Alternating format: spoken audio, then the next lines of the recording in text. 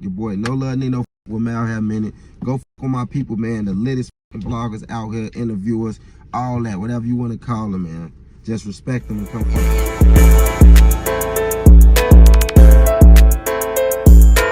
Minute #1 podcast in the universe. We live with the Chicago legend, man. NoLuv Nino. What's the word? What's up, gang? Shout out Mount High a minute for interviewing me. Hell yeah, man. I appreciate you for coming on the show. For shit show, you know, I've been fucking with y'all, following y'all for a minute now, bro. Yeah, man.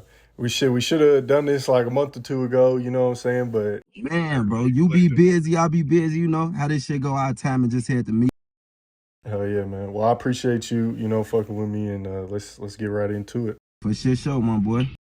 All right, man. So, this is our first interview, so we gotta rewind, do a little, give the people a little background, let them know. So originally from Chicago? Yeah, I'm originally from Chicago, Illinois, out south, like Inglewood area, NoLuv City, 56 and Emerald and shit like that. Like the heart of Inglewood, we right in the middle. Okay, so south side of Chicago, grew up there basically? Yeah, I born and raised. Okay, did you ever, I know you moved later on in life, but did you ever spend time outside of Chicago growing up, or was it always Chicago? Mostly, for the most part, it was in Iraq, but I done lived a couple places like on the outskirts of Illinois, like right outside our city, an hour or two away, Carpenterville, little places like, I used to visit Denville. I ain't live there, but I got a lot of love in Denville and people, so. The DMV? You said the DMV? No, Denville, like, it's it's basically little small towns on the outskirts of Chicago, Illinois. Yeah, I used to fuck with a couple places, but I only lived really one place as a shorty. It wasn't until I got older I got to move in and seeing the world and shit for real. Okay, but for the most part, you grew up in the NoLuv City area? Yeah, in Iraq, in Chicago. Now, if you was talking about moving far as like through the city, I done moved down there everywhere in the city, over east, out west. Only place I ain't really lived is like up north, but I know people there. Okay. I ain't just stay in my hood growing up, hell no. Yeah. See, that it's interesting that you bring that up because me, even out here in Denver, like I grew up in a lot of different areas of Denver, and you see a lot of artists, grow up in different areas. They'll spend most of their time in one specific place, like you're saying, Emerald Park, NoLuv. Yeah. But they also will spend some time in other cities, and sometimes people be getting flack for that. They'll be like, oh, if you can't claim like one specific area or hood, then you're not from, like you're not official. I kind of look at it like that too. Like you supposed to have somewhere you originate from, like somewhere you got your feet where you jumped off the porch. But at the end of the day, as a man, as a human, as a woman, you supposed to travel the world. All this shit is out here for us to see. You don't supposed to be like stagnated in one area. You will never know nothing, see shit, experience nothing. So I feel like the people that do stay in their hood the whole time, they just got a life. Like they so content with what's going on, they ain't even worried about the rest of this shit. No, that's facts though. I never understood why people got like flack for that, because you'll see people in different interviews kind of, get flack for it. But anyways, man, so let's get right into it. So growing up, were you like playing sports or anything like that before you got into rap music? It's like everything I ever tried to do. See, I was good at everything, so I never was sticking to one thing. I'll be rap. I feel like some days I'm feeling like shit, I'm gonna be the biggest WWE champion in the world. Then shit, some days I'm like, I'm gonna be the best rapper. Then some days I'm ready to do UFC and boxing. I'm ready to be the best boxer. So yeah, I got in sports, but I never stayed in that shit long. I just always like got in and got out because I don't really like being controlled. I got a control problem. Like yeah, I feel you. I was shit. The streets was my sports after a while. Females and shit. Okay. So you kind of messed around with it, but never like played. Yeah, basketball. I was boxing for a little bit, just a little bit. Did a little program to box, but they weren't trying to let me fight. Just wanted me to train for so long and watch fights. I jumped out of that shit fast. Then I was on the basketball team in my elementary school. We used to go against our school and other schools. That didn't last long because I used to just love shooting, and they just thirsty to take me out. I ain't know the fundamentals of the game, so now I know, like, by the time I figured it out, I was off on the bench shit. So y'all jumped off that shit fast. Not really nothing, just regular kid shit. Okay, so you say you kind of got into the streets at a young age? What age would you say you kind of hopped off the porch? I don't see other people be saying they hopped off the porch at a certain age. With me, I just be feeling like shit, I was born into this shit because everybody that came before me was already in it. Like, I started smoking because my people older than me used to send me across the street to grab a little smoke from a certain person, you know, that we knew and shit. Yeah. And I just take my little shit out they bags, make my own little shit, sit around them, catch a high off them smoking, and then roll my own little shit up later and get high. That's how I started smoking. But I feel like I just always was born in this shit. Like, all my family was, not all of them, majority of my family been in the streets, been doing shit in the streets, or been just heavily connected. So Yeah. I ain't jump off the porch at no age. Like, I was the little kid that you see that be 4, 5 years old with a lot of big motherfuckers. They be calling him like super advanced. I was that little kid. Like, you would see him. I started walking at 7 months, and I was outside by myself by 7 to 8 years old. Like, going to stores far away from my house. I was advanced. Oh, okay. That's dope. So you, how old were you when you said you started smoking? I started smoking in 2004. I was like 8 years old. Okay. Yeah, I got to like ask because, you know, in Denver, we've been had the weed legalized for a while. So. Yeah, shit, to us it's legalized because we smoke it. But the shit show.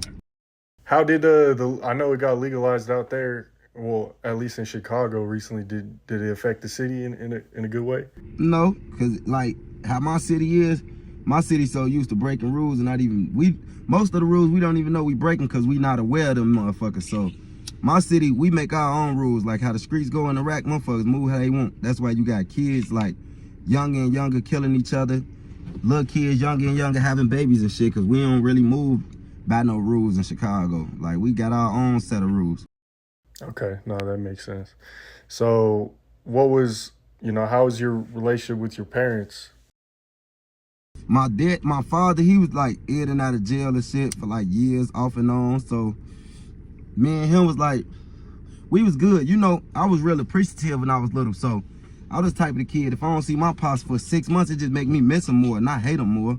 You feel me? So by the time I see him, it was all love every time, like our bond got rekindled. It wasn't until I got a little older, me and him got to like falling out due to how I'm trying to operate and how he trying to operate with me, and me looking at him like, you ain't even go hard enough to even be trying to orchestrate certain shit with me. But me and my pops is like a up and down. For the most part, it's good because I learned a lot of shit from him. Far as like the streets, how to operate with females, I learned a lot of that shit from him. As far as my mama, you know, my mama had me young, so she grew up like my sister almost, but I still got respect for her like a mother. But she had me real young. Like, I don't even want to say the age, that's how young.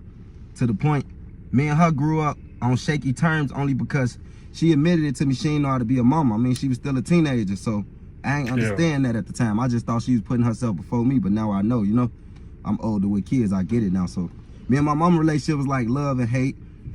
Me and my pop shit was like the same shit, but me and my mama shit was just a little worse because I was more looking forward to her coming through with certain shit. So it was an off and on, shaky ass relationship. Yeah, you don't want to say her age? Who, me?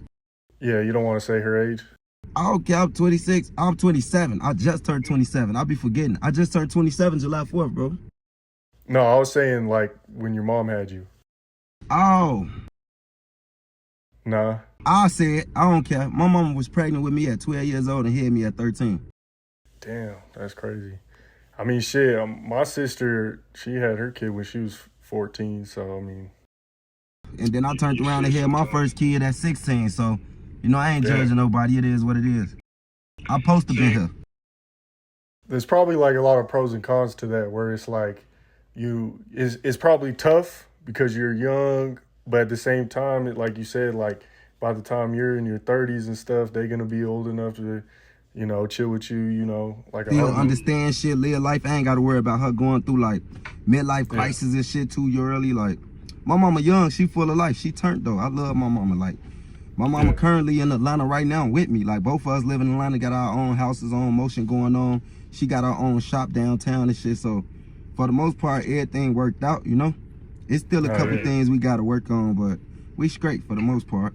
Yeah, I'm, you know, that comes with the, you know, family and shit like that. That's dope though. Would you say like how would you kind of say your family life was growing up, and like was it more of a struggle, or did you even look at it like that? Was it Section 8 like we from 1 to like 5 we was like hood rich. Like, my grandpops, he had the money in the neighborhood. Everybody knew him. It was this neighborhood. Like, we came up that type of family. We had the biggest house on the block. this'll fuck your head up, bro. We even had a butler. Like, we had a maid that we shit. pay.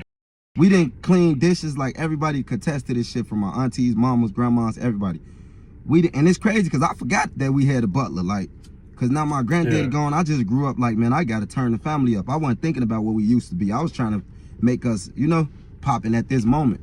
So yeah, we was straight. Like, we was straight till I turned 5, and then like my grandfather ended up dying in his sleep. When he died in his sleep, we lost everything. We lost all the money, the house. We had to move to the projects, and then I grew up in the projects for a few years. Then when I turned like 8 or 9, that's when I moved to NoLuv City.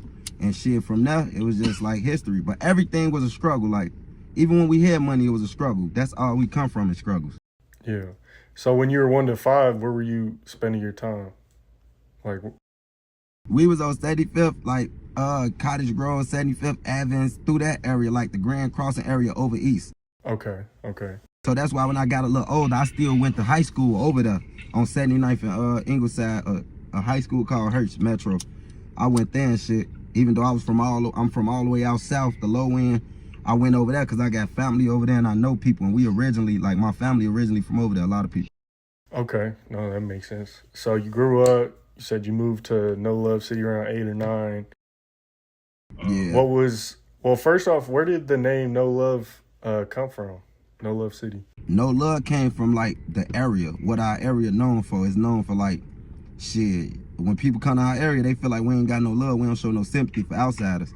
To the point, we really don't show no sympathy for each other. Like, my hood known for a lot of before backdoor got cool, my hood was backdooring the city and each other. So that's how we got the name NoLuv, or close by was no good. You know, so NoLuv City just ain't no love, no law. We ain't got no structure. Like, we don't honor nothing. We honor ourselves. Like, if you ain't want us, your ass in trouble, basically. Shit, even when you want us, sometimes you in trouble when you coming wrong. Okay, okay. So, Say Cheese just dropped an interview with Pilar. She's from Philly, but he titled it "The Backdoor Queen." I seen that shit. Interview? I seen that shit. She pretty. I seen the little they call her the backdoor queen. Said she set up like known niggas and shit out there. Yeah, I watched it, and I was like, man, I don't know, like, I can't tell, like, if she really was doing that, or if, like, people were just saying that about her. You know sometimes this is why I don't judge people off what I hear or how they look. Because sometimes you could look like the opposite of what you're going through, or you could look like the opposite person of who you is. You could look nice as hell and be evil. You could look evil and be nice as hell.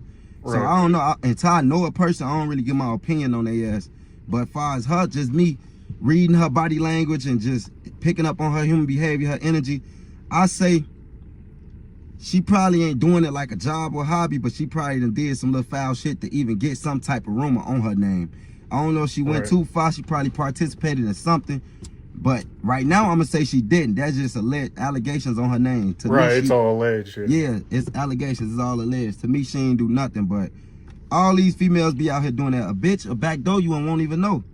Like, just getting on the phone with her friend, telling her friend, like, yeah, girl, I'm over here with Nino. Whole time her friend is laying in the bed with Jack, and that's Nino op or Nino cousin or Nino op cousin or some shit. Like, this should be easy, and then a nigga call you backdoor for that, even though you ain't know. So I don't know about Pilar, man. I can't even really like 100% relate, but a similar situation I seen a dude who he was at the studio with another dude, and like he's posting videos and stuff, like dropping locations, and the other dude's like, bro, don't be doing that while I'm here. And the dude's an outsider, so he don't even know. He's like, he's just doing stuff. Lil Wayne just fired his cook, his chef, for posting his meals and that she on the way to him to the private jet, because that's just like posting my location. Like, you tweaking like a motherfucker. Get up on me just because I'm Lil Wayne don't mean I can't get killed. Right. Okay. So let's get back into your story a little bit. So, yeah, like I said, you were 8, 9, growing up in NoLuv City. What year was that, would you say? 2003, 2004, them years. I moved on 5410 South Shields. Then I moved on 56 in Union.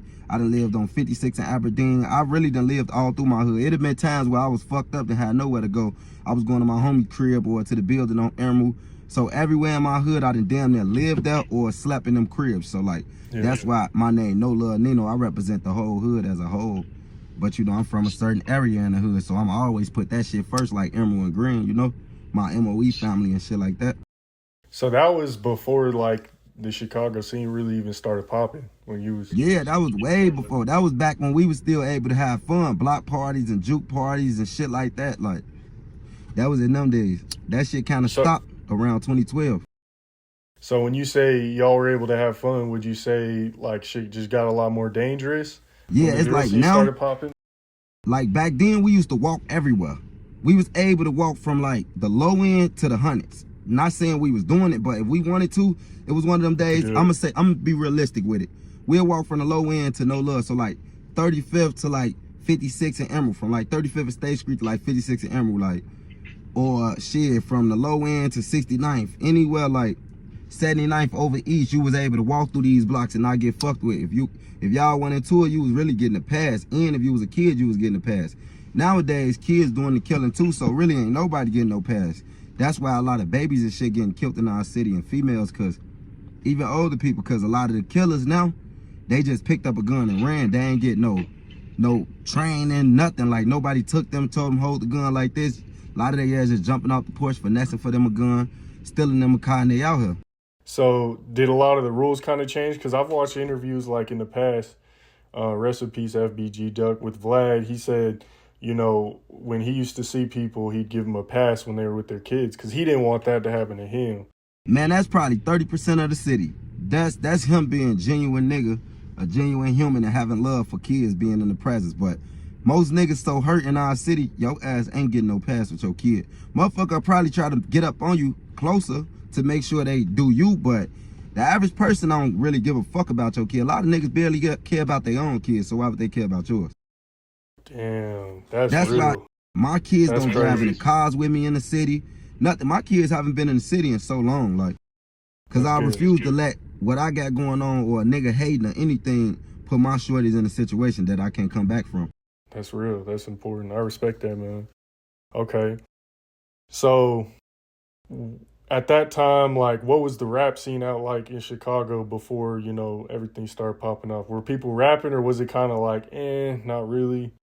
Like, when everybody wasn't trying to be no rapper, it was a couple rappers that was known for the shit, like a couple motherfuckers in the city that had clout around, like, when Like nobody Twisters really and wasn't shit. thinking about it. I'm gonna go up some, like 09, 2010, 11, 12. 12 is when a lot of shit changed. Well, Chief Keef made a lot of people want to be rappers and shit, but before Chief Keef time, it was people like Buck 20 Brick Boys, Billionaire Black now. Billionaire Black was with a whole nother rap group from the low end. They was popular as fuck. They had the culture. King Louis, Pac-Man from Dro City, motherfucking shit. People still like Kanye and them was popular. Twista and them was still popping. Shit, there was a couple people. Even Shauna, like, I fuck with Shauna hard. She was still popping in the streets around there, them times.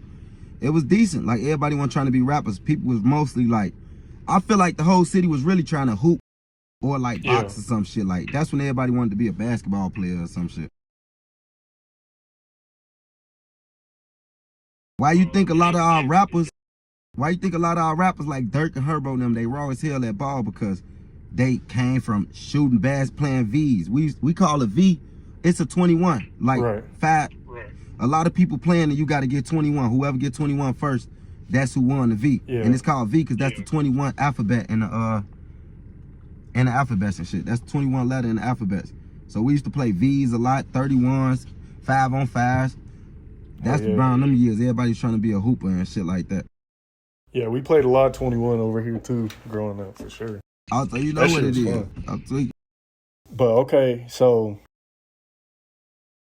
then, like, you know, so you name some of the rappers that were popping before the drill scene. Then the drill scene comes up. Like you said, the Chief Keefs, Lil Reese's, Fredo's, and then you got, you know, obviously the Ducks. Yeah, Billy. Duck them. I can't forget about Duck them. Duck them came in like after 2010. They came in 2010, 2011 and up. So like, Yeah. Duck, Chief Keef, Dirk, Fredo, fucking There were so many. yeah, it was a lot of motherfuckers that was just popping at that JoJo. time. So what was it like from your perspective seeing like the rap scene take off, but also I guess the drama increase at that time? You know what I'm saying? Like, were you wanting to start rapping? Were you inspired at that point? Or were you still kind of like... See, I've been rapping since July 5th, 2008, a day after my birthday. What made me Okay. start rapping is Lil Wayne, like the Carter 3 shit, the Drought 3 shit like that. No ceilings, the beginning shit. The streets, Chicago didn't make me start rapping. Where I'm from and shit, I started rapping because who I was looking up to. I was looking up to Lil Wayne. That's why, like, my dreads would be damn near down here by my waistline. I started my dreads in 07. I let my dreads get long 2-3 years, cut them. I've been wanting tattoos on my face and a lot of tattoos and shit since a shorty, watching people like Lil Wayne and shit like. So that's why I Yeah. started rapping, because the streets, the Chicago shit didn't make me want to rap. To tell you the truth, when Chicago got to getting our wave, I didn't want to rap because I was really on it on some whole other shit, you know? Yeah, yeah. I wasn't even thinking about no rap shit in 2012 and 13. That's why it took me all the way to 2016 to drop my first video. Okay. So in '08, is that when you like first started recording, or were you freestyling, or how was it? I come from being on blocks. Okay, people had to force me to rap, like my brothers and homies and shit. I just was raw at it to the point I used to write raps and give it away to some of my homies and shit. So I never really took it serious. I used to be on the block in the hood on Green or on the low end with my brother and them, my cousins or whatever, and they'd force me to rap. We'd stand in front of the building or restaurants and shit and I'd rap. So that's what I used to do. I ain't start recording actually until, matter of fact, shout out my auntie Tammy. She took me to the studio for the first time in like 2012, and I recorded a remix to Wale Bad song, and a lot of people liked it, the shit. The school even wanted me to perform the song, but they wanted me to edit it, take the little cursing words out of it. Cuss words out. But fast forward, I ain't take it serious even then. Like when you hit a song, I was rapping like I was reading off a paper. I wasn't serious. Like I was still focused on other shit, hurt by shit, trying to get my life together and shit. So yeah, I ain't take it serious till 2016, but I've been here recorded though. Have you been to jail, right? Yeah, I've been locked up a few times. Okay. We don't got to go into like what happened or nothing, but like what did you learn from going to jail, and like when was that, and how did that affect your life? Going to jail, I learned like when you out of sight, you out of mind. Like it don't matter how much love you got. Like, it take a motherfucker to really fucking love you to basically talk to you and think about you every fucking day while you doing that time. Basically to the point like they doing the time with you, you know? So I learned like when you out of sight, you out of mind, the motherfucker forget about you. Depending on how good you did out here, it's how much love you gonna get when you go out there and go in there. And sometimes you don't even get the same love back, cause shit, motherfuckers just get tired of that shit. So I learned that like out of sight, out of mind. I learned that it don't matter what you got, what you doing out here, what you known for. You can have $1 million. When you go to jail, you just equivalent as the next nigga. Like y'all both got on the same shit. Y'all an IDOC number or some shit. Y'all owned by the state. So I just learned that. I also learned to cherish your family more. Like cherish the times you got with your family. Cause when you in jail, you get to cherishing the littlest shit. Like, damn, I wish I was at home and able to open my refrigerator. Damn, I wish I was at home with my son, able to hug him or watch cartoons. So I learned to cherish life more too, and I got closer to God. Like, I learned a lot of shit from jail, bro. Are you religious? Nah, I really practice no religion, cause you know you really don't know what to believe out here. I just know that it's a higher power. I know it's a higher power. I believe in God, for sure. Yeah, I feel you. I'm on that same wavelength. Okay, so you get out of jail, and then in 2016, you start focusing more on music? Yeah, I got out of jail April 26, 2016, and my brother died 3 months later, almost four months later, August 9th, 2016. And that stopped a lot of stuff, and that kind of made me like, cause I got out of jail not smoking no more, not doing nothing. It's crazy, cause I believe in numerology, like numbers and angel numbers and shit like that. So I got out April 26, 2016. 6 days later, May 2nd, I made $6,000, and I moved in my crib the same day, decked my crib out or whatever. And like 4 months later, my little brother died. My condolences, man. It's all good. I know that shit must be tough. So in 2016, like what made you want to start taking the music serious? When I was in jail and I used to rap, like it got to a point where I was on like a deck, like Division 2 Dorm 4. I was on a workers deck with like 350 people. When you go through the double doors, it's 350 more niggas or 301 of them. And you know, a lot of niggas coming in there feeling like they could rap. People used to rap against me for commissary. I used to be fucking people up back to back. And people used to try to find somebody so bad that could beat me with the rapping shit. Cause back then I ain't really even make songs. I used to rap just straight bars, going crazy on purpose, knowing I'm gonna go against somebody one day. So I was on like some battle rap type shit then. I had bars and I could rap for 4-5 minutes straight and it all be raw and I rap fast. So making the crowd go crazy. That type of shit, niggas sitting me down telling me like, boy, you got a talent. Go out there and do something with that shit. Like really letting me know they'd be mad at me if I don't come do something with it. That shit, and then just seeing people get rich, like Famous Dex being from my hood, watching him come from nothing, being homeless and broke just like me. Mama dying, people dying. You know, my mama really ain't ever do too much for me, so I always felt like shit. That's close to being dead when you ain't got no relationship with your parents. So we come from the same shit, and me seeing bro come up made me want to take that shit more serious too. Even though I don't fuck with him right now, I still can give him his credit for that. Okay, so what kind of happened with you and or even like the area and Famous Dex? Like you say, he inspired you, but y'all don't necessarily have the best relationship. He ain't inspired me. He just part of the inspiration, far as like seeing that damn you can really get rich coming from nothing. Like what inspired me is me. What inspired me is where I'm from, like, cause I've been seeing my people from my hood had 30, 40, 50,000 today, like hitting, doing whatever they doing to get their money and coming up. Seeing niggas having some real hood money, couple 100,000, hitting settlements. I think that shit a lot. Or just having street money and having a lot of money. My pops used to have a lot of money in. My pops showed me 80,000 when I was young as hell. So I've been seeing niggas having money in motion. Dex just one of the people I seen get famous with it, you know? Right, okay. So that's what make him part of like, damn, that made me feel like, oh yeah, you really could do this shit. I've been here in my mind, you could do it, cause look at shit, I'm raw as hell. So what ended up happening with Dex? Like, did he take off in the hood? And Dex, like, he fake supported motherfuckers back. He didn't shut nobody music. He just gave up false hope. You know, he told niggas what he gonna do for them. Never did it. He like only popped out when something was benefiting him. When he had a show, he'll come get for them, had them come to the show to protect him, make him look good, and shoot right back to LA. Leaving niggas in the trenches, not really giving them shit, just giving off false hope, acting like he gonna do some shit that he never end up doing. But the guys never really cared because we always been our own type of people, getting our own type of money. Like we got lawn care businesses we own, the LLC for. We got our own record label we LLC for. We got clothing brands, organization for kids. We got a lot of little shit going on that's positive too. We got people that do trucking, that's licensed to do trucking and own trucks and shit. So we ain't really tripped, but he basically just switched up on us. And then he started hanging with some niggas who we ain't really cool with. You feel me? And that was like the final straw for him. Like, fuck him. It ain't like we want to kill him or nothing, because we still got love for Dex. It's just like, we ain't fucking with you. You ain't fucking with us. We ain't fucking with you type shit. Okay. Now this brings up an interesting topic. I feel like I got to bring this up just to be fair. I'm sure you watched like the 16 Shot and Visuals interview with No Limit Cairo.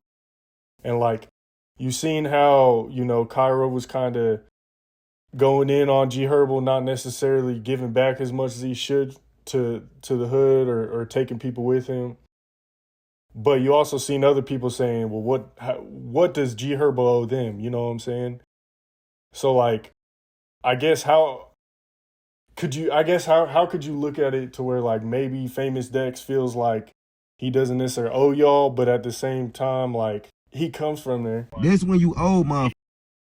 When you owe motherfuckers, when you claiming what they claim, when you getting protected by them, when you hiding out on they blocks, when you coming to they traps, they buildings, they cribs, when you stealing they clothes, when you wearing they clothes, if they just giving it to you, Dex used to steal the guys' clothes, all type of shit. The guys used to have to come to certain people's hoods and find Dex, come in our hood, find Dex and get shit back. Dex to fault the guys over these reasons. So he know it's like blood, sweat, and tears in this shit with the guys. We know your whole family. You grew up in our hood. Like before Dex had my uncle named Man, they call him Snake. My uncle did most of Dex tattoos, like my blood uncle. All this shit he got on his back and his arms and shit, my uncle did this. Like my older guys like J-Dub and people that came before me, they shorty. Like, he don't owe me nothing necessarily, but he do owe certain members from the hood, like certain shit for protecting him. My homie Rasta went to jail for him. You feel? My homie Rasta was running around the city protecting him with a gun and got locked up in the car with Dex. It's shit like this, so it's certain backstories you won't know because it won't get talked about because these people ain't got a big enough voice, you know? So basically, y'all feel like him coming from your area and like getting rich, getting famous with the music, he should at least show more love to y'all. Look, bro, you know what I'm saying? You could do this.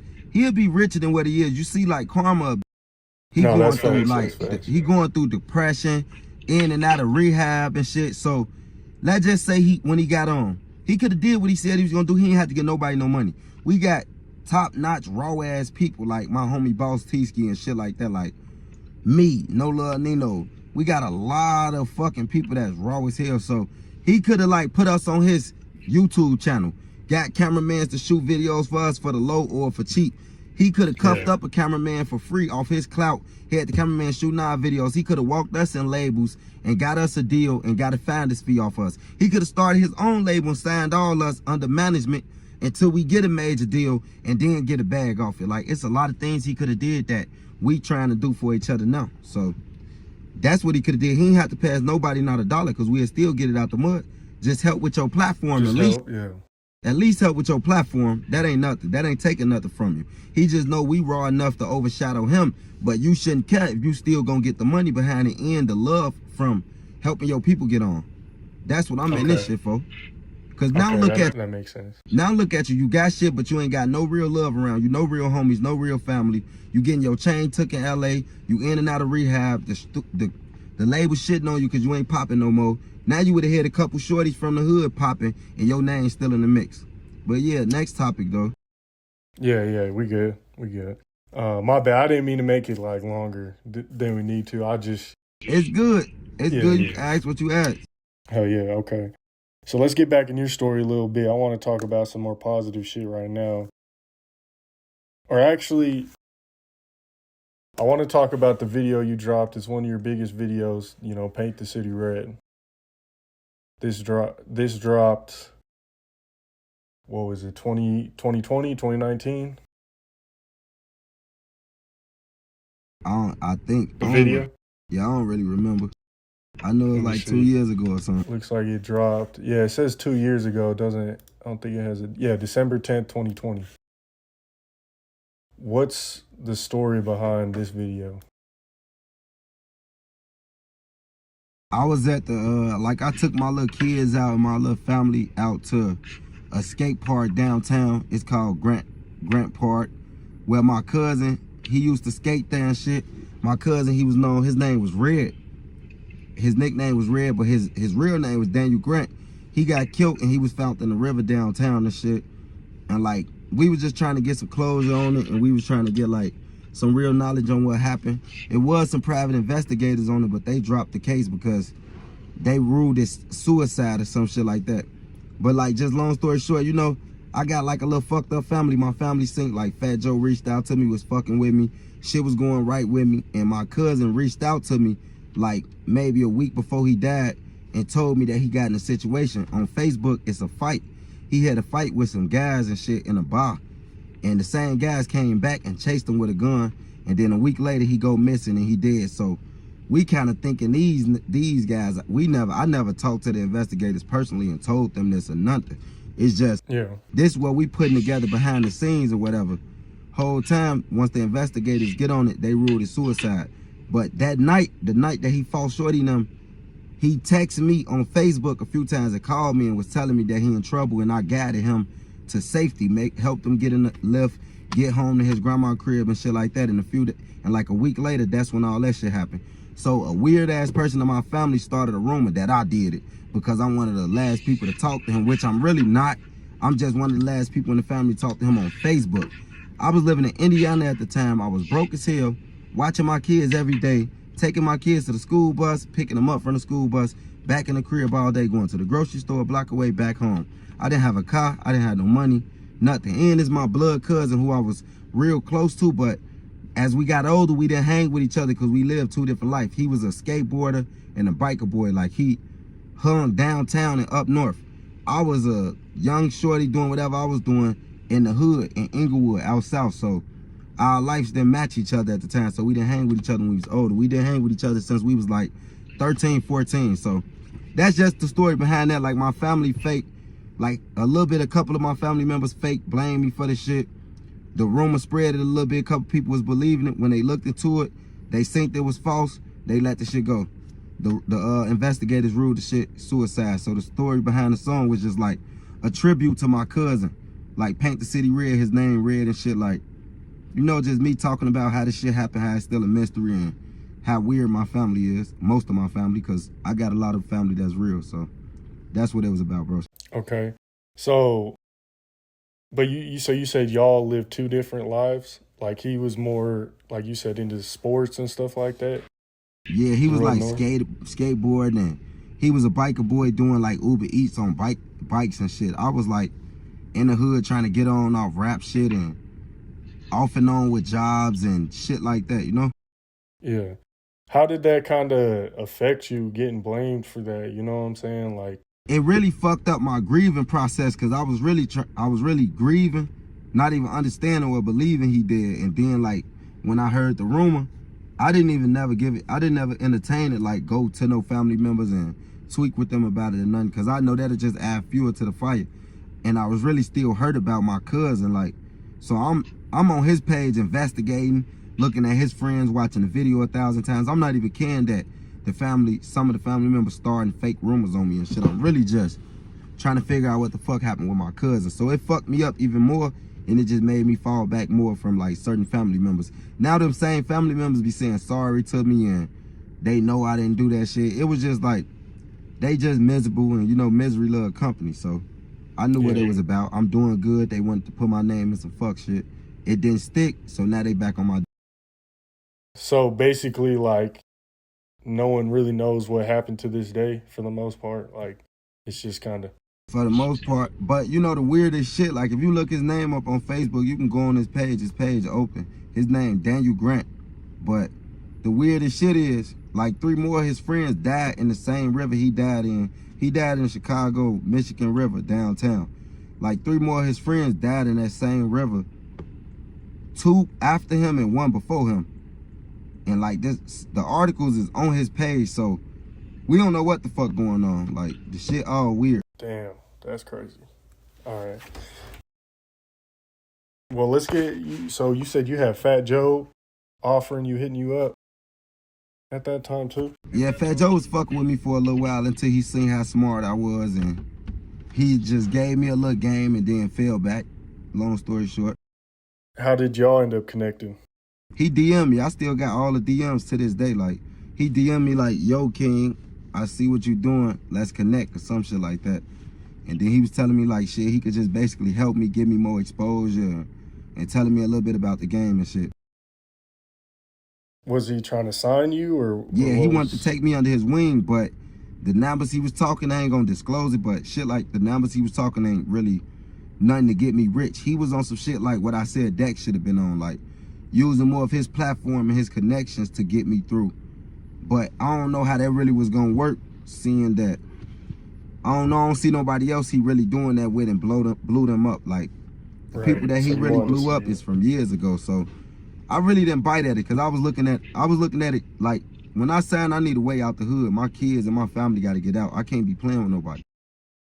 Right, okay, no, that makes sense.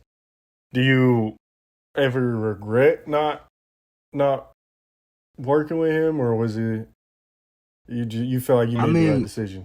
Kinda, because I look at it like, maybe if I would have fucked with him, I'd be tied in with like DJ Khaled and a lot of people in the industry. But shit, it's still gonna work how it's gonna work. So I don't really over regret it. Like, damn, it was a loss. Hell no. Okay, that makes sense.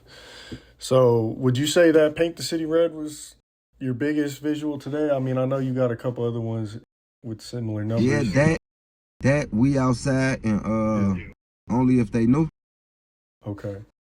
Only If They Knew really was like my biggest, because that's what really got certain celebrities to reach out to me and fuck with me. Like, people I wouldn't even think of DM me, like the Brat DM me about that. Big Daddy Kane. It was certain people that DM me like, that's a nice song. They fuck with it and shit. And there was OGs in the game, so I was fucking with that. Okay. What do you think it would take for you to get signed at this point? I know you say you've been talking to a couple labels, right? Yeah, I linked up with Sean Barron from Capitol Records, Motown Records, and I did a couple meetings with Atlantic Records. Jeff Sludge and them over there, like Jeff Sludge and them shit over at Atlantic. Sean Barron from Capitol, Motown and shit. Really, it's like building my brand more, getting my catalog more stronger, like getting more unreleased songs, doing more features, like big features and shit, like just getting more official, getting commercial with this shit, like all the way on point. Like I'm already licensed and all that. Like I license people music and shit, so any rappers watching this, y'all can reach out to me. I'll help license y'all music, copyright y'all name, all that. I do that. Shit, I need help with that. I swear, I'm doing that for sure. I can show you how to get you a BMI number, everything. Like, what's a BMI? Basically, like a business number. Just so you can be able to start gaining all your revenue off this shit. Like, I don't want to give out too much game on here because that's gonna be for free. That's too for free for the ass. Just reach out to me. NoLuv Nino 56 ERS. And shit, we gonna connect. But far as you, when we get off, we can go ahead and talk about that. But yeah, I be copywriting people music, licensing their name for them, and I show them how to do it. So they not just paying to get it done, they paying to learn how to do it too. No, that's dope. Okay. And then the 56ers, I see your Instagram name is NoLuv 56ers. I seen the Street News TV 56ers. Where does that come from? Is that just what street you grew up on, basically? Yeah, it's like my hood, NoLuv City. Like, yeah, we from 56 and Emerald and Green and shit, but we really got a lot of blocks on 56th Street going straight through our shit. So it make us Sixers. You know, we Sixers or we 56ers, because, you know, like the 49ers, that's where we got it from. Like, my favorite basketball player was Allen Iverson back then. And like, you know, so it was some shit like that. It's just really some family shit. Like a lot of us from 56, either from Green or Emerald or just both or some shit like that, or a couple blocks down or something. But you really got to be from Emerald or Green type shit to be a 56er, but it's really for all them blocks going through our hood, like 56th Street. Okay. It's just a movement. A lot of rappers, like I told you, we got lawn care businesses. We got people that own trucks and doing trucking and shit, so they even 56ers. It's just a family, like a movement thing. Okay. And then this is kind of off topic too, but I've never really asked this in the interview, so I want to. Were you around when the Cabrini Green projects got torn down at all? Yeah, but I'm not too familiar with that. I wasn't really going that way or nothing, so all I really know is shit, done the same shit. You know, I know people from down there, but I never hung in Cabrini Greens, never went there, nothing. Okay. Fair enough. So you haven't signed yet, but you've had some labels. You just kind of want more of a deal that fits your standards. Yeah, like I need more creative control. I got artists right now. I got my own label I'm licensed for, NoLuv Music Group. Never Forget Loyalty LLC. So it's like when I come in, I'm coming in with my own camera crew. I'm coming in with my own graphic designers, like 5, 6 artists, my own security team, my own escort team. So I need like then a partnership deal to where I got a lot of creative control, and they give me a big upfront bag to make sense, you know, to make that shit ×5 or something. Because I got a team. When you come in dolo, that's what they really holding most of your money for the people they got to pay to keep you protected, to keep you going and shit like that. I already got them coming in, so I should get more money and more control. Right, okay. So we'll talk some more about Chicago, and then we'll kind of move into, you know, you moving to Atlanta and then like the new music and stuff like that on the way. So when you were in jail, you used to do freestyle battles with Young Pappy? Yeah, Young Pappy, I did like 4, 5 with him in the bullpens and shit. Like, we used to go to court together and shit, but at the time, I didn't even know the nigga was like Young Pappy. You know, I'm just looking at his ass like he just another nigga that rap in jail and shit. But I knew he had some type of clout because every time we go in the court, somebody in the bullpen like, damn, you young Pappy, damn, hit that song. They'll get to rapping his song, or they'll ask him to rap. And then it'll be somebody in the bullpen that know me from the deck from rapping or something, or heard about my name on the division. They'll tell me to rap, or me and him will go against each other. After the first time they had us go against each other, every time we synced each other in the bullpen, we'll rap against each other. Shit like that. And I know a couple of his homies like Dendy and them, I met them in jail and shit, just going to court and shit with them, being on decks with certain niggas. Like, you know, when you in the Cook County, you gonna meet a lot of people when you in the county and shit. So you were at Cook County? Yeah, I was in the Cook County, in the rec. Okay. Now, was it like a mutual respect between you and Pappy? Yeah, it wasn't because we not ops or nothing. He from up north, I'm from out south. Shit, he rap, I rap. They claim he like that. I know I'm like that, so we was cool and it was cool. We was just rapping against each other going crazy. He was doing the same shit I could do though, like rapping for a long time and going crazy. So I'm like, that's what made me and him go against each other every time we see each other. That's dope. Now, did people, how were like I guess, what was it like in those rap battles? Did you have like homies kind of crowding around y'all, like hyping y'all Everybody up in the shit, bullpen don't got shit to do but wait on the people to take them to the next bullpen or to court. So motherfuckers is intrigued by that type of shit. They overwatching.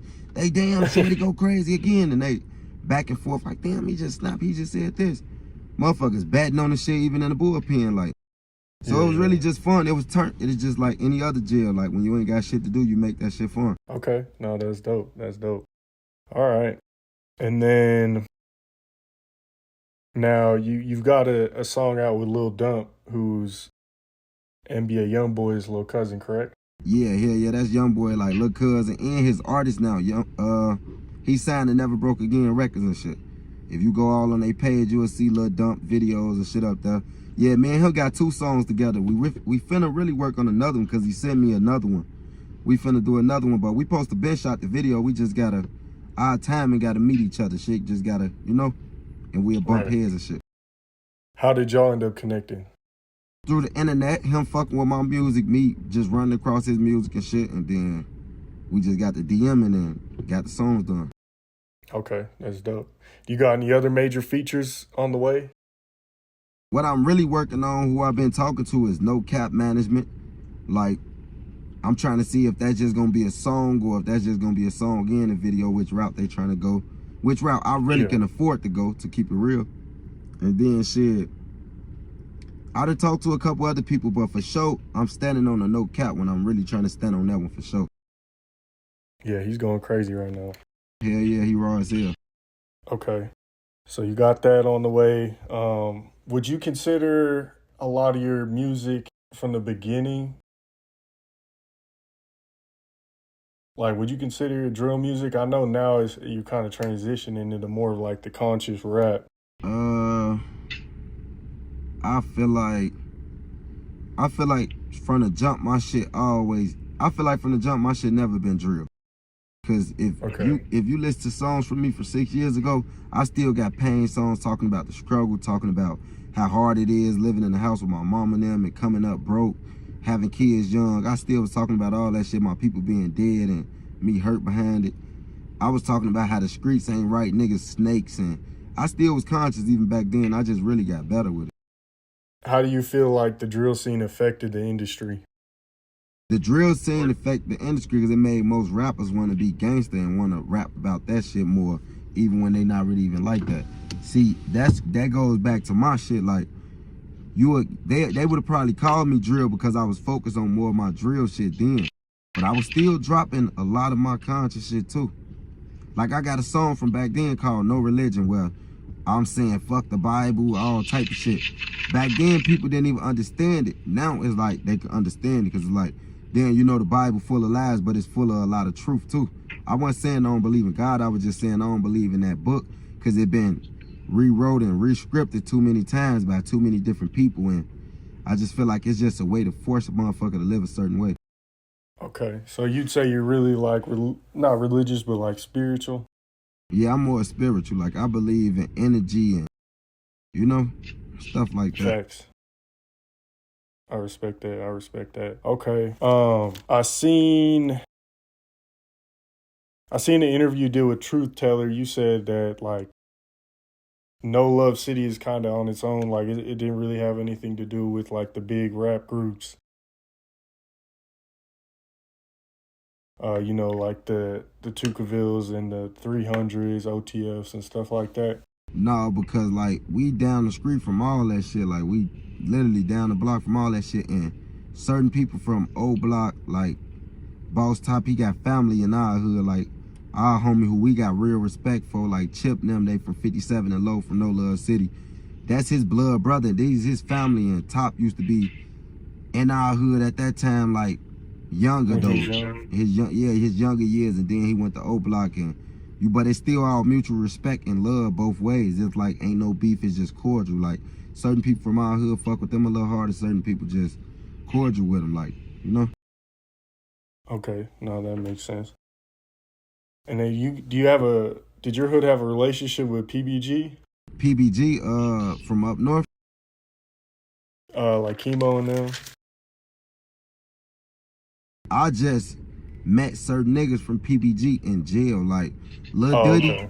Lil Diddy, Young Pappy used to rap about Diddy do the dash. Me and him met in jail. We got cool. He was finna help me fight he was finna help me fight one time when I was finna get jumped on. So I was just rocking with him from that point on. Like, damn, dude, you cool, you know? Other than that, Okay, out of jail, we ain't even get up with each other or none of that shit. Okay. And then I want to talk about some more like recent topics as far as like what's going on in the industry right now. So Tory Lanez was just found guilty of all 3 charges with Meg Thee Stallion. What's your take on that situation?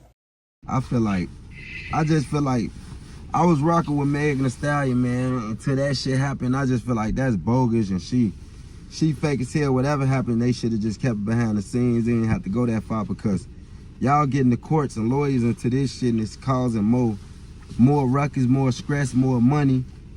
And y'all ain't need no lawyers and polices to fuck. So when y'all, you know, why y'all needed a lawyer to get over y'all little drama, whatever, however it went. I don't feel like he did it. If he did or he not, I don't know, because I went there. But I just feel like it's bogus, because that's another black man that got rich and famous, got kids. A lot of people depending on him, and now he got to sit in a jail all over a spare of the moment type shit. Like, I don't think nobody should be in jail, not even killers like hold court in the streets. I think only rape mans and molesters should be in jail. Kidnappers, you know? But I just feel like it's bogus, man. Free that man, and hopefully, you know, like Meg Thee Stallion, you good, you still rich, you still good. Like, she should have just swept that under the rug, however it went. But I do believe he gonna get a retrial, and he gonna come back off that shit. Hell yeah. Nah, see, I don't really know. No one really knows what really happened. But from an outside-in perspective, like you said, they probably could have just kept that low-key, kept it between them. My thing is, if Tory did accidentally, like shoot her, like, there shouldn't even been a gun in the situation. Like, they so famous, they have security guards, you know, like, they so big, like, why even playing around? I ain't playing with this shit no more. I get rich and famous. There's no point in me living on the edge or trying to be gangster. Even now, like, I'm a basketball coach and a father, bro. An artist is like all the way last. I'm a spouse, a co-parent, all type of shit. And the father is last. Like, I'm not risking myself even now. So when the millions come, because they about to come, I'm about to get a lot of millions. It's coming. So when the millions come, I'm not about to be moving sloppy or trying to, look, bro, I'm not even trying to argue with you. Like, God bless you is all I can tell you. At this point. No, for real. I respect that, man. That shows a lot of growth. Yeah, I'm protecting my energy, man. I ain't moving like no animal no more. So you said you coaching your kid in basketball? Yeah, I got a 4th and 5th grader youth basketball team. I'm the coach of that team. And then I got a first and 2nd grade basketball team. I'm the assistant coach on that one. My 6-year-old sons, I got 2 sons on the 1st grader team that I'm the assistant coach on. And then I got my 10-year-old son, my oldest son. He's starting 5 on my team that I'm a coach of the 4th and 5th graders. So it's lit. It got me doing something positive with the kids and really got my kids happy and other kids happy. And like, I got a lot of their highlights I got to put up on their YouTube channel. Their YouTube channel called Boss Babies Worldwide. You know, like, it's just lit because I get to exercise with the kids. You know, during practice, we got to do like 5 minutes of devotion. We got to pray and give time to God. So it's just like, it's a That's lot of dope. good stuff in one, you know? Hell yeah, that's dope, man. I respect that. How did you end up getting into coaching?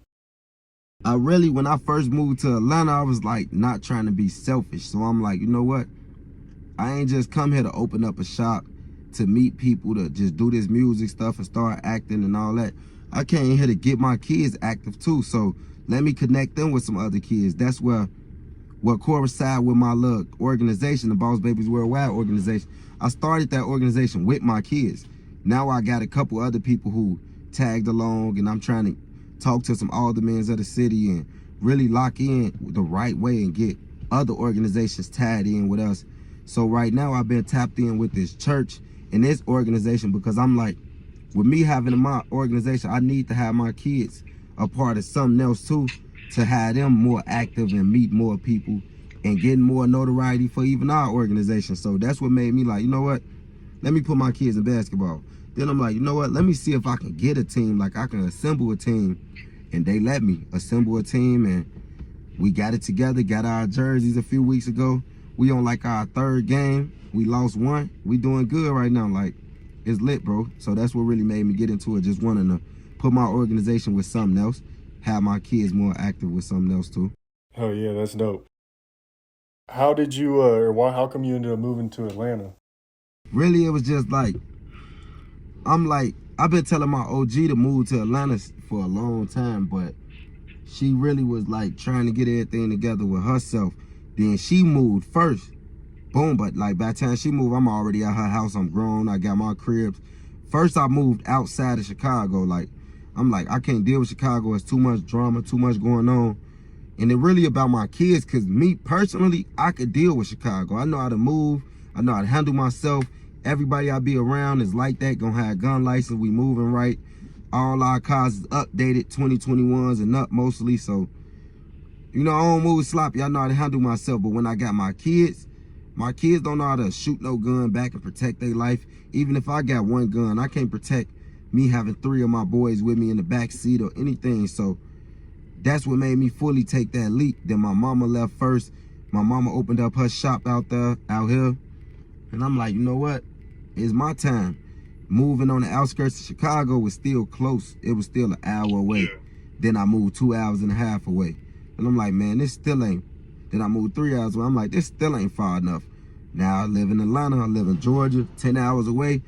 Got a basketball team. My kids doing good. I'm doing good. I'm out the way. I'm chilling. I ain't causing no ruckus out here. I'm just chilling. Like, more diverse people, different races seeing me in public now, saying what's up. Like, and it's due to them knowing I'm a basketball coach at this church with this organization. And so it's lit to me. That's why I moved, because I just had to go see something different, feel something different, put my kids in a different atmosphere. Okay, that's dope. Now, I know you said like you're not religious and you don't necessarily mess with the Bible, but you are, with the basketball team through a church. How do you feel about, what's your opinion on church, I suppose? Well, it's not necessarily through the church. We just use the church, like I guess they paid the church, the organization paid the church to use the gym room, and that's where we practice at and do some of our games. Like, Okay. So I didn't get the basketball team necessarily through the church, like I had to go to church to get it. We just practiced there. I got it through me being real active at my kids' school. It was a lot of flyers up there, and the lady at the desk told me about it. Like, they looking for basketball teams from first grade to like 8th. I'm like, oh, and I contacted them. Then I signed my kids up. I went up there to meet with them, and then I talked to them about being a coach. And they like, yeah. And they put me in a coaching class. I did the coaching class for a little while, and they assembled the team. They helped me get the team together. And shit, from there, I was good. That's dope, man. I'm honestly like hella inspired by that because I'd like to do the same one day. So I kind of wanted to get some advice from you as far as like, I know you brought up you doing like a YouTube channel for your kids and you want to post highlights and stuff on there.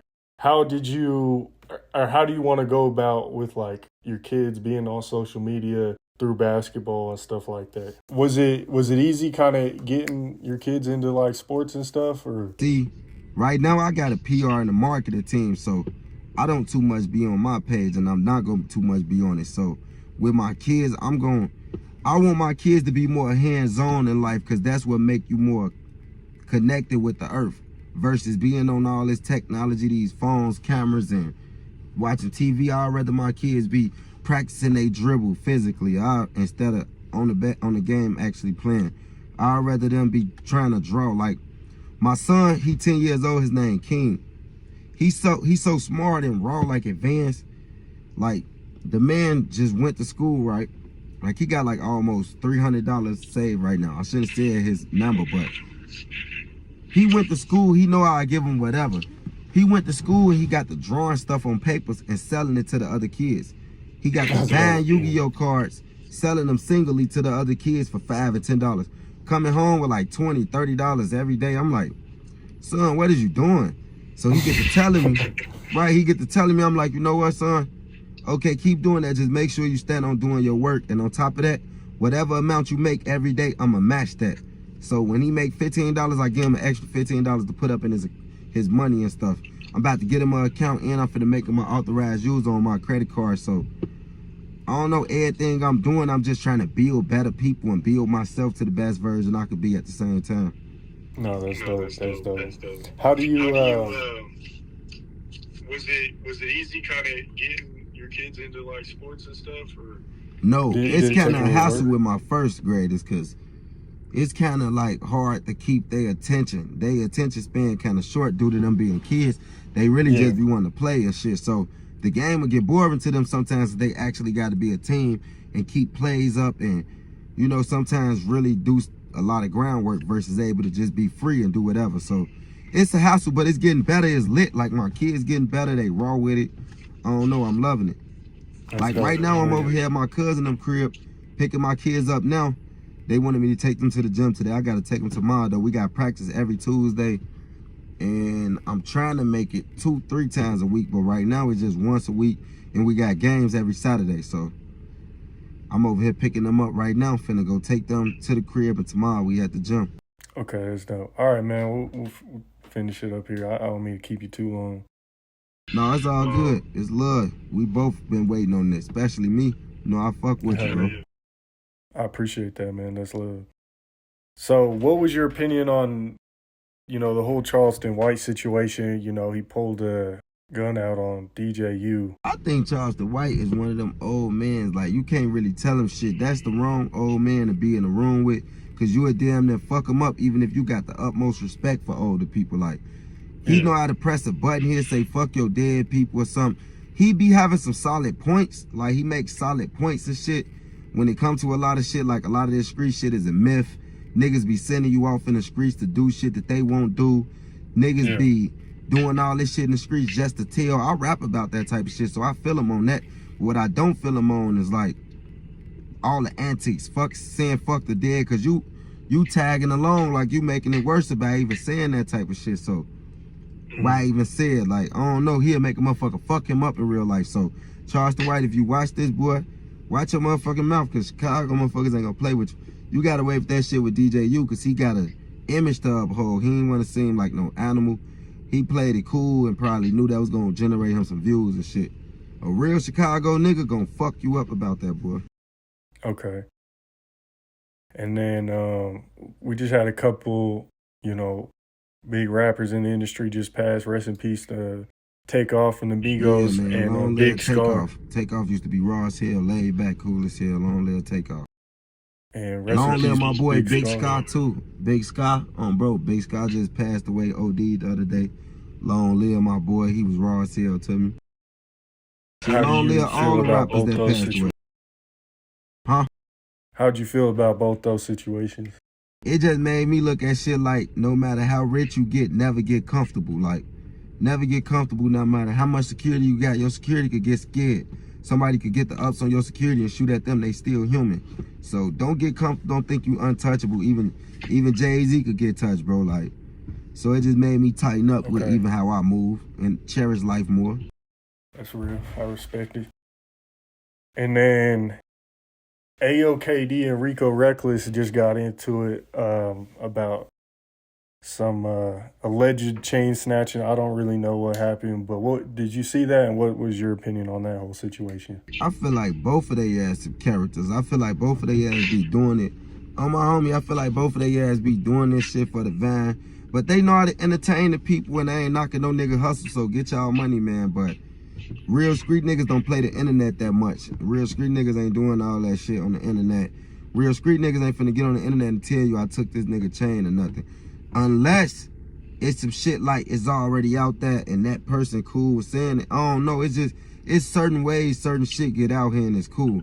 It's never cool to talk about no murders. But like if a nigga put that shit out there himself, like he took a nigga chain, I still think, me personally, he kind of goofy, but whatever, that's your work. You want that little shit out there, but because you still can get locked up for that type of shit. So that's the only time I speak on it, if it's already public knowledge and shit like that. So I look at their situation like it's all for entertainment. They music ain't popping right now, so they need something to stay in the blogs, you know? Okay, that's fair, that's fair. And then, so you just dropped Thank You God, but you got another tape coming on Christmas. Yep, another tape drop on Christmas, man, called Rich Regardless. I got that name from my brother Ian. I was really like, my brother Bleak, he locked up right now, free Bleak. I got that from Bleak, like, the whole meaning was like, I'm rich regardless, I'm rich without money. When you look up the meaning rich, it means to like have a lot of assets, like important assets and shit. So to me, I got kids. I got a lot of kids, a lot of boys, a lot of girls. I love them like they more important than everything. This car, my chains, my house, money, everything. Can't nothing make me feel how my kids make me feel. Like at my lowest, they make me feel my highest. So I'm already rich. I'm rich regardless of the mansions or the foreign cars. I'm rich regardless of whatever, however this shit go. I already got the unconditional love I really wanted and needed. So I'm rich regardless. But of course, I'm on that talking about money and fancy shit and shit, but it's kind of a deeper meaning to it. Okay, I respect that. So make sure y'all go stream that. I'm sure it'll be out by the time Rich this Regardless, interview drops. NoLuv Nino, Rich Regardless, drop on Christmas Day. All platforms, every one. A lot of some you don't even know about. I'm gonna drop the link that Thank to You God. the... My bad. I dropped that Thank You God on Thanksgiving. Yeah, it was like a tribute tape, a conscious tape. So whoever conscious out there, you will love that. Thank You God. Go listen to that. Songs like Chicago Chaos or I Don't Gang Bang or Guilty Conscience. Make sure you go scream that too. NoLuv Nino, Thank You God for sure. No, that's real. I'm gonna put the link to the tapes in the description of the interview, so make sure y'all go stream that. Make sure, love my boy. That's why I fuck with Mal High Minute, for sure, for sure. Hell yeah, I appreciate you, man. You got any final thoughts, any shout outs, last minute things you want to speak on? Man, that's it. Love everybody. Just go follow my Instagram at NoLuv Nino, the number 5, the number 6, ERS. That's NoLuv Nino 56ers. I'm on Facebook at NoLuv space Nino, NoLuv Nino, and YouTube, same thing, NoLuv Nino. SoundCloud, same thing, NoLuv Nino 56ers.